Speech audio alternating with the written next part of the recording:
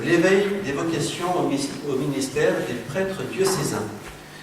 Et pour cela, nous avons fait 4 forums. Le premier forum qui est la responsabilité de l'évêque dans l'appel. Le deuxième forum sur le thème vocation et famille. Le troisième, les lieux de l'appel. Et le quatrième, les figures de prêtres. Moi, j'ai participé au premier forum, qui était la responsabilité de l'évêque dans l'appel, et j'ai trouvé ce forum riche, parce qu'on n'a pas fait de théorie, on n'est plus tellement capable, on n'a plus les moyens de faire des théories, si j'ose dire, donc on a plutôt échangé sur des expériences, et d'autre part, des réflexions sur l'appel. On attend de l'évêque qu'il appelle lui-même. Les laïcs ne lancent pas suffisamment l'appel pour le prêtre. On interpelle plus facilement quelqu'un pour devenir diacre. Mais pour devenir prêtre, peut-être qu'on a peur. On a peur peut-être d'engager quelqu'un sur une voie qui va nécessiter l'engagement au célibat. En fait, proposer n'est pas imposer. Et d'autre part, quelqu'un a toute la latitude et le temps pour discerner. Et un certain nombre de prêtres témoignent du fait que si on ne leur avait pas posé la question, eh bien, ils n'auraient pas franchi le pas, alors même qu'ils y pensaient par eux-mêmes. Mais que quelqu'un d'extérieur posant la question, ça les a conduits à aller plus loin. La pastorale des vocations est assez fortement liée à la pastorale des jeunes. Et du reste, au niveau national, le service est commun pour la pastorale des vocations et pour la pastorale des jeunes.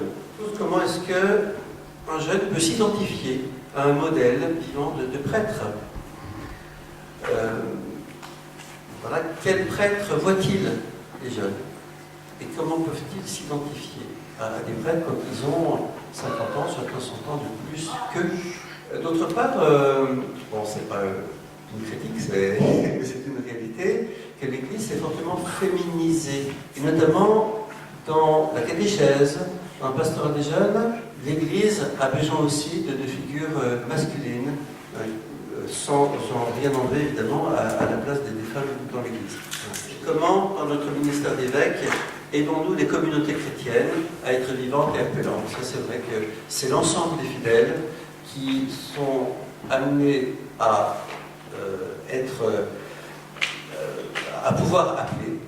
Chacun doit pouvoir porter un appel, mais surtout nos communautés doivent pouvoir donner envie de les servir.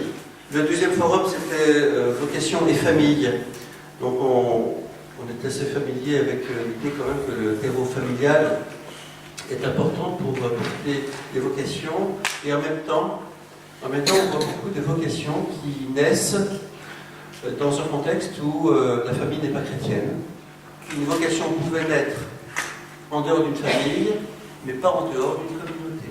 Le Seigneur, il appelle dans les cœurs, il appelle. Mais encore faut-il que ce germe puisse se développer. Une réflexion des évêques, il nous semble que les moments de la vie ecclésiale séparent trop les générations. Nous devons travailler pour des moments d'une vie chrétienne commune, aux parents et aux enfants. On parle beaucoup d'intergénérationnel, mais c'est vrai que l'Église, si elle ne vit pas elle-même comme une famille, eh bien, ne peut pas incorporer vraiment des personnes qui leur permettent de se développer. Le troisième forum, les lieux de l'appel. Là, on parle des lieux, des foyers d'étudiants, pour les familles, des expériences aussi d'années de fondation spirituelle, comme il s'en est créé un certain nombre en France, qu'on appelle les propédeutiques, mais qui sont aujourd'hui bien distinctes de la formation au ministère. Qui sont des années où on lit toute la Bible, on fait une expérience spirituelle forte, et aussi une expérience de vie communautaire. La préparation de la confirmation est aussi un moment d'éveil des vocations. Les servants d'hôtel, les groupes de servants d'hôtel, les groupes de prière, les réseaux sociaux. Un certain nombre d'expériences aussi à Lourdes, à Thésée.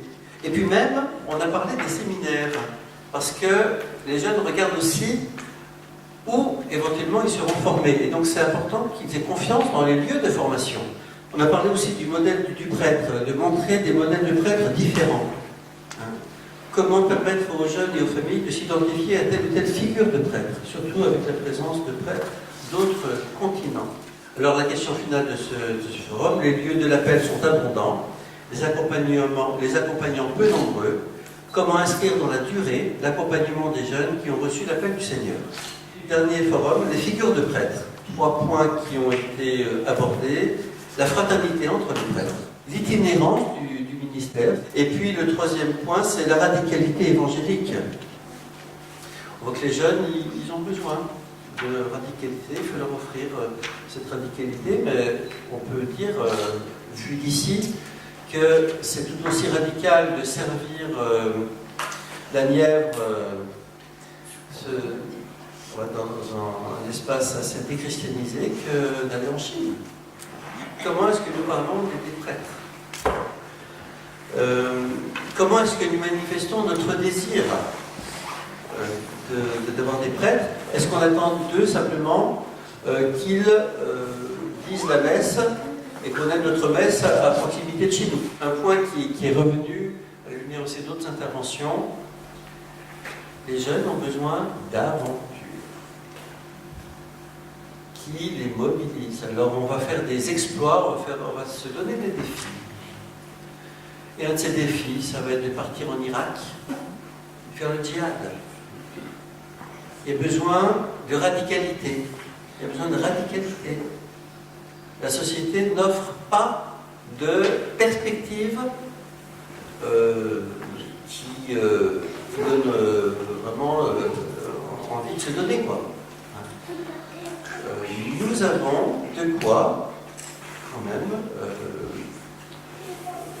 répondre à la soif de radicalité. Et la radicalité n'est pas seulement islamique, elle peut être en don de soi.